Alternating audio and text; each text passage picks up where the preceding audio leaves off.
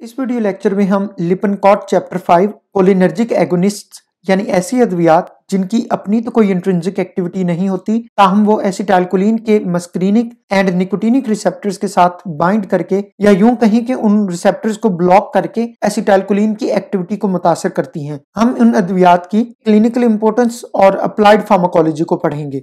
Cholinergic agonist की muscarinic division की non selective sub division में कुदरती तौर पर पाई जाने वाली ड्रग एट्रोपिन की अफिनिटी मस्क्रीनिक रिसेप्टर के साथ ज्यादा होती है। एट्रोपिन को एट्रोपा बेलाडोना यानी धतूरा से हासिल किया जाता है। एट्रोपा यूनानी जुबान का लफ्ज है जिसे एट्रोपोस से लिया गया है, जो कि ग्रीक मैथोलॉजी की एक गॉडेस का नाम है जो जिंदगी का धागा काटकर मॉर्टल्स को मौत देने की कहानी से जुड़ी है। जबकि बेलाडोना इटालियन जुबान का लफ्ज है जिसका मतलब ब्यूटीफुल लेडी है। दरअसल कदीम जमानों में औरतें धतूरा का रस आंखों में डालती थी जिससे प्यूपल डायलेट होने के बाद आंखें बड़ी नजर आती थी और इसे खूबसूरती की अलामत समझा जाता था। पहली सदी ईस्वी के तबीब दस्तकरीदूस धतूरा का इस्तेमाल सर्जरी और अमले कई यानी कॉटराइजेशन के दौरान एनेस्थेटिक्स के तौर पर करते थे, जिसे बाद में मिडीवल पीरियड के मुस्लिम फिजिशियंस ने अडॉप्ट किया और धतूरा के साथ ओपियम मिलाकर एक ऐसी एनेस्थेटिक दवा बनाई जिसे 19वीं सदी तक सर्जरीज में इस्तेमाल किया जाता रहा। आज के दौर में भी एट्रोपिन मार्केट में आई ड्रॉप्स जिन्हें रेटिनल एग्जामिनेशन और इंजेक्शंस जिन्हें प्री एनेस्थीसिया मेडिसिन के साथ साथ एसिटाइलकोलिन एस्ट्रेज इनहिबिटर की ओवरडोज और मशरूम पॉइजनिंग के एंटीडोट के तौर पर इस्तेमाल किया जाता है। एट्रोपिन का एक और अहम इस्तेमाल एक्यूट मायोकार्डियल इंफार्क्शन के बाद ब्रेडिकार्डिया के इलाज में भी होता है। इसी कैटेगरी की दूसरी ड्रग स्कोपोलामिन की एफिनिटी ब्रेन के लिए ज्यादा है। स्कोपोलामिन को हायोसिन भी कहा जाता है और इसे हायोस कार्पस नाइगर यानी अजवाइन खुरासानी से हासिल किया जाता है। अजवाइन को प्री हिस्टोरिक टाइम से ही वॉमिटिंग रोकने, मोशन सिकनेस और सलाइवा कम करने के लिए इस्तेमाल करवाया जाता रहा है। 1930 में जर्मन साइंटिस्ट एल्बर्ट लैडनबर्ग ने हायोसिन को एक्सट्रैक्ट करके उसके सिंथेटिक डेरिवेटिव बनाए जिससे डाइफिनाइल हाइड्रामीन जैसी एंटीहिस्टामिन ड्रग की डिस्कवरी हुई। 20वीं सदी में स्कोपोलामिन या हायोसिन के मुख्तलिफ इस्तेमालात थे, जैसा कि इसको मॉर्फिन के साथ मिक्स करके ऑब्स्टेटिक एनेस्थीसिया में यूज किया जाता था। इसे ट्रुथ सीरम भी कहा जाता है क्योंकि पुलिस वाले मुजरिमों से सच उगलवाने के लिए इसे इंटेरोगेशन ड्रग के तौर पर भी इस्तेमाल करते थे और इसके पाउडर को क्रिमिनल्स किडनैपिंग और सेक्सुअल असॉल्ट के दौरान ब्रेन वॉश करने के लिए इस्तेमाल करते थे, इसलिए इसके पाउडर को डेविल्स ब्रेथ भी कहा जाता है। मगर आज के दौर में स्कोपोलामिन सिर्फ पैचेस की सूरत में मार्केट में दस्तयाब है जिसे मोशन सिकनेस के इलाज और प्रिवेंशन में इस्तेमाल करवाया जाता है। सिलेक्टिव सब कैटेगरी की 4 ड्रग्स को उनके टारगेट ऑर्गन्स के हिसाब से क्लासिफाई किया गया है। इनमें सबसे पहले लंग्स पर एक्ट करने वाली ड्रग्स इप्राट्रोपियम और टायोट्रोपियम जो कि मार्केट में नेबुलाइजर सोल्यूशन, रोटाकैप और पफ्स की सूरत में अवेलेबल हैं। इन्हें एज्मा और सीओपीडी के मरीजों में एयरवे ऑब्स्ट्रक्शन को रिवर्स करने के लिए इस्तेमाल करवाया जाता है। टायोट्रोपियम का एडवांटेज ये है कि इसे दिन में सिर्फ एक बार एडमिनिस्टर करवाया जाता है, जबकि इप्राट्रोपियम को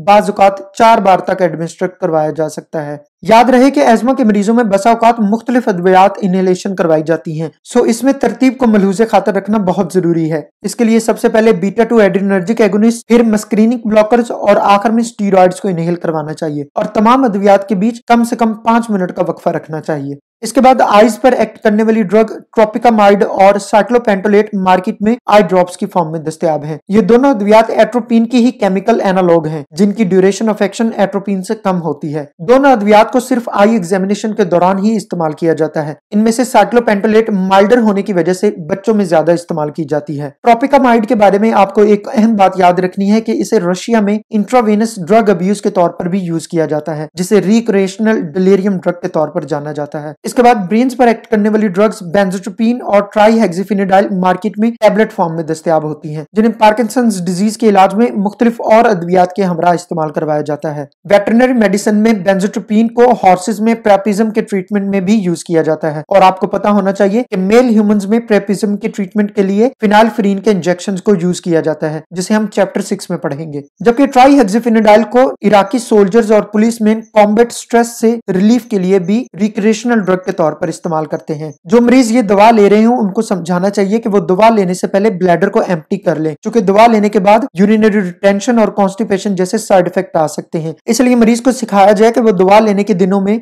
अपने बाउल और ब्लैडर के फंक्शंस को असेस करता रहे। इसके लिए वो एविसिना मस्ट यानी macroscopic urine and stool test chart का भी सहारा ले सकता है। इसके बाद ब्लैडर पर एक्ट करने वाली ड्रग ऑक्सीब्यूटेनॉन मार्केट में टैबलेट फॉर्म में दस्तयाब होती है, जिसे ओवर एक्टिव ब्लैडर, अर्ज इनकॉन्टिनेंस और बच्चों में बेड वेटिंग के इलाज में इस्तेमाल करवाया जाता है। याद रहे कि ऑक्सीब्यूटेनॉन पसीने को रोकती है, सो मरीज को समझाया जाए कि वो दवा लेने के बाद वर्जिश ना करे और ना ही धूप में जाए, और इसी तरह बुखार की सूरत में ये दवा हरगिज नहीं देनी चाहिए। निकोटिनिक ब्लॉकर्स कैटेगरी की सब कैटेगरी गैंग्लियन ब्लॉकर्स की ड्रग निकोटीन को तंबाकू यानी निकोटियाना टबैकम के पत्तों से हासिल किया जाता है, जिसे पुर्तगाल के फ्रांसीसी सफीर जीन निकोट के नाम से मंसूब किया जाता है। निकोटीन के बारे में याद रहे कि ये अपनी डोज के हिसाब से पहले ऑटोनोमिक गैंग्लिया को स्टिमुलेट करती है और फिर ब्लॉक कर देती है। इसलिए सिगरेट पीने से जहां डोपामीन की वजह से प्लेजर का एहसास होता है, उसी के साथ एपिटाइट सप्रेस भी हो जाती है। इसी तरह निकोटीन कम मिकदार में ब्लड प्रेशर बढ़ाती है, जबकि ज्यादा मिकदार में ब्लड प्रेशर कम करने का सबब बनती है। एलोपैथिक मेडिसिन में निकोटीन का इस्तेमाल महज पैचेस की सूरत में सिगरेट छुड़वाने के लिए इस्तेमाल किया जाता है। न्यूरोमस्कुलर ब्लॉकर ड्रग्स की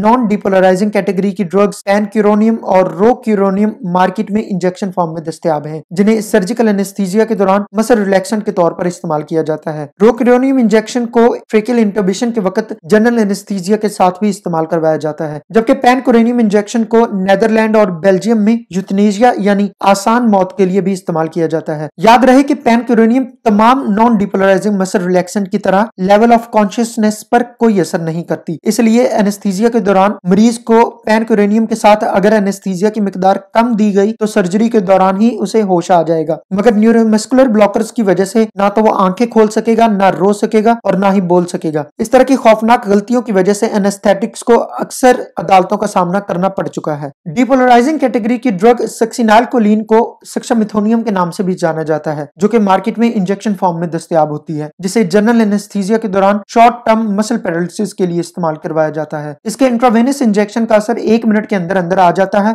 और 10 मिनट तक कायम रहता है, इसलिए इसे ट्रेकियल इंटुबेशन के दौरान भी इस्तेमाल करवाया जाता है। इसके अलावा इसको वेंटिलेटर पर मौजूद मरीजों में भी इस्तेमाल करवाया जाता है। सक्सामिथोनियम के बारे में याद रहे कि इसे भी यूथनेसिया में यूज किया जाता है, और ये दवा बाज़ औक़ात हॉर्सेस को सेल करते वक्त दी जाती है ताकि मालिक को लगे कि ये हॉर्स बहुत ही सुलझा हुआ है। तमाम गैंग्लियोनिक ब्लॉकर्स के बारे में एक दिलचस्प बात का पता होना चाहिए कि इन अद्वियात को पहले इसेंशियल हाइपरटेंशन यानी इर्तिफाई फिशार खून लाजमी में भी इस्तेमाल करवाया जाता था, मगर जैसा कि बैक्टीरिया में एंटीबायोटिक के खिलाफ रेजिस्टेंस आ जाती है, इसी तरह इंसानी जिस्म में भी इन अद्वियात के बेजा इस्तेमाल के बाद मज़ाहमत आ चुकी है और ये अद्वियात अब ब्लड प्रेशर कम करने के लिए इस्तेमाल नहीं करवाई जाती। अब अगर हम एंटीकोलिनर्जिक ड्रग्स को उनके क्लिनिकल यूज के लिहाज से क्लासिफाई करें तो डायग्नोसिस कैटेगरी में स्कोपोलामीन, ट्रोपिकामाइड और साइक्लोपेंटलेट को आई एग्जामिनेशन में यूज किया जाता है। ट्रीटमेंट की कैटेगरी में ब्रेन डिसऑर्डर्स की बात करें तो स्कोपोलामीन को मोशन सिकनेस, जबकि बेंजोट्रोपिन को पार्किंसंस में इस्तेमाल करवाया जाता है। हार्ट डिसऑर्डर्स की बात करें तो एट्रोपिन को मायोकार्डियल इंफेक्शन की वजह से होने वाले स्फीयर ब्रेडिकार्डियम इस्तेमाल करवाया जाता है। लंग्स डिसऑर्डर्स की बात करें तो टाइट्रोपियम को सीओपीडी में प्रोलॉन्ग यूज के लिए, जबकि इप्राट्रोपियम को एस्मा के मरीजों में इस्तेमाल करवाया जाता है। आई डिसऑर्डर्स में ट्रोपिकामाइड को इरिडोसाइक्लाइटिस यानी कि inflammation of iris and ciliary body में यूज करवाया जाता है। बाउल एंड ब्लैडर की बात करें तो हायोसाइमिन को बाउल स्पैज्म, जबकि ऑक्सीब्यूटेनॉन को अर्ज इनकॉन्टिनेंस और बच्चों में बेड वेटिंग के इलाज में इस्तेमाल करवाया जाता है। इसी तरह एंटीडोट की बात करें तो एट्रोपिन को मशरूम पॉइजनिंग में एंटीडोट के तौर पर इस्तेमाल करवाया जाता है। और अर्जुमन ड्रग्स विद एनेस्थेटिक्स में अलहदा से याद रखें कि पैनकोरेनियम और रोक्यूरोनियम को ज्यादातर लॉन्गर ड्यूरेशन के प्रोसीजर में यूज करवाया जाता है, जबकि सक्सामिथोनियम को जनरल एनेस्थीसिया के साथ शॉर्टर ड्यूरेशन के प्रोसीजर में यूज करवाया जाता है। एज यूजुअल लेक्चर के आखिर में एक असाइनमेंट, फर्ज करें आपके पास एक 45 साल मर्द आते हैं जो कि पेशे के लिहाज से होटल पे रोटियां लगाते हैं। वो आपको बताते हैं कि उनको कई सालों से सीने में जलन रहती है और डॉक्टर्स ने उनको पेप्टिक अल्सर डायग्नोस किया है, और जिसके लिए उनको कई हफ्तों तक एंटीबायोटिक्स और H2 ब्लॉकर्स का इस्तेमाल करवाया गया, मगर उनसे कोई अफाका ना हुआ। उनके मैदे की तेजाबियत बढ़ती जा रही है। अब आपने अपने इल्म के मुताबिक ये सोचा कि ऐसे मरीज जिनमें कोई दवा काम ना कर रही हो तेजाबियत कम करने में, तो ऐसे में एंटी मस्क्रीनिक ड्रग्स का भी यूज करवाते हैं। तो आपने उनको प्रिस्क्रिप्शन में एंटी मस्क्रीनिक ड्रग्स लिख दी। अब सवाल ये है कि आपने ठीक किया, और अगर नहीं तो बताइए कि ऐसी डिजीज में इंडिकेशन के बावजूद इन साहब को एंटी मस्क्रीनिक ड्रग्स नहीं देने चाहिए थे। Write your answer in the comment section and also put your email to get the free PDF version of this lecture. We will meet soon in the next lecture. Till then, Allah Hafiz.